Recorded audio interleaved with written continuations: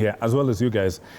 Is it realistic, is it unrealistic to expect our society to change from the kind of politics that we've done? For example, Mulamba here and Rebecca here were saying we should change from, I mean, it's expensive because our people expect handouts. Actually, is it realistic, first of all, is it unrealistic to expect our society to change how we've done politics since independence? And second, is it realistic to expect this generation to be the one to switch generations worth of coding?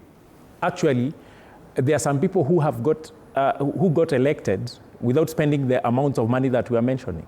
Like there's this guy from Meru who was John Paul Murigi. He was gifted a car. He didn't. Yes. He wasn't driving when he got elected. The guy was saying, as the rest were campaigning with loudspeakers and vehicles, he was busy moving by foot. But James, that's one guy. That's no, one I'm just. guy. There are several that have done that. In Kiambu, I can tell you, I sit at the assembly with Mheshimiwa Kinyanjui from Kerenga, Rari Kerenga. The guy is disabled. He can barely move from here to there. He's at the assembly serving with me. And he contested against guys that were really oiled, guys who had money.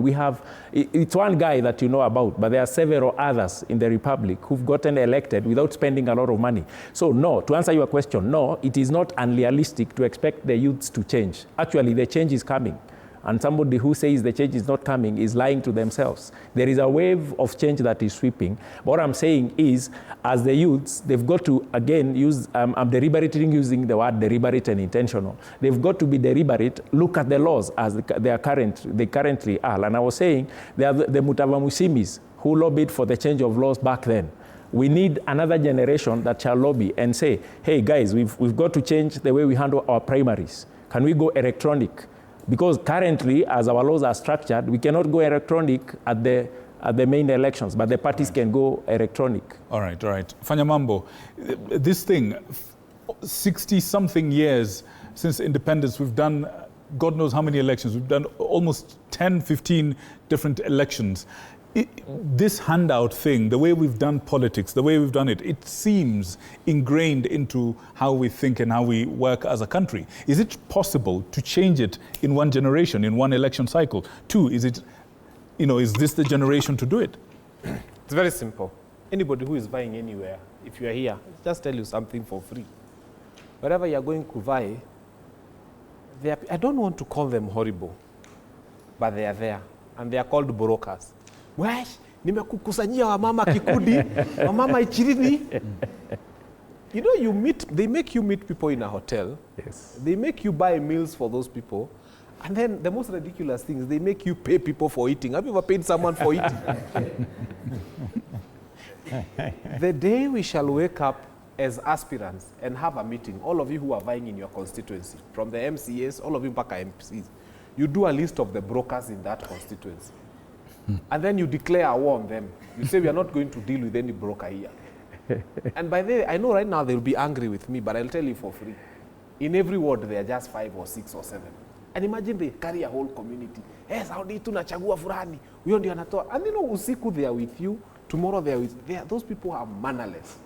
So for us to finish this thing of brokerage, by the way, you'll never see a politician giving money directly. There's this one broker who comes and says, Niko Kikundi na mama 400. And if you go to count, there are 52 women.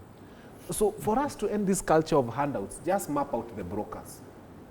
And we come together, all of us as aspirants, and literally, kick them out of the game. Brokers out. Yeah. Number 2. All right, guys, prepare. I can see some hands. I'm responding. I can see some hands. Just hang on to your comments. Please keep them ready because I want him to finish and then you can jump in. All right, please. It's just some comments, some questions and comments I'm responding to. Don't get me wrong when I engage the voter. It's because I love them so much and we have to wake them up. Our voters are not stupid, by the way. Even when you hear me using those analogies, what they do is the way they buy a shirt from Toi Market is more thorough than the way they choose their MCA or MP. They even measure, they count the buttons, they check whether it is torn. The way they buy a cow from the auction or a goat is 5 times more thorough than the way they choose their MCA. In fact, if you ask them, an MCA, bora kona birth certificate. And I tell them, so the voters are not stupid. It's just that the same measure they use to buy a shirt from Toi Market, if they were to bring that very measure and use it to select the leader, Kenya would have very good leaders. So they are not stupid. They just don't take it seriously. Akienda kutafuta house help, hey, nataka mwenye amefika form 4, mwenye anaweza fanya CBC na watoto wangu. Mimi nataka yule amefika form 4. Huyo ni house girl. Then unamwambia na MCA mwenye anaenda ku oversight billions kwa birth certificate is enough. Sinikiti ya MCA aende akajisaidie. And that's the guy who goes and sees 9 zeros following a number and then he's asking, wait, governor, hizi zote zimefuata huku ni za nini? Because the first time that person is interacting with a billion is at the county assembly or even at the national assembly. So I think let us be very deliberate as voters and as well as every other person in how we vote for people. Thank you. All right. Thank you for that. Let's start, ladies first, at least. Let's start with the ladies. Let's hear from you, and then the lady at the back, and then the gentleman. Please have a mic ready.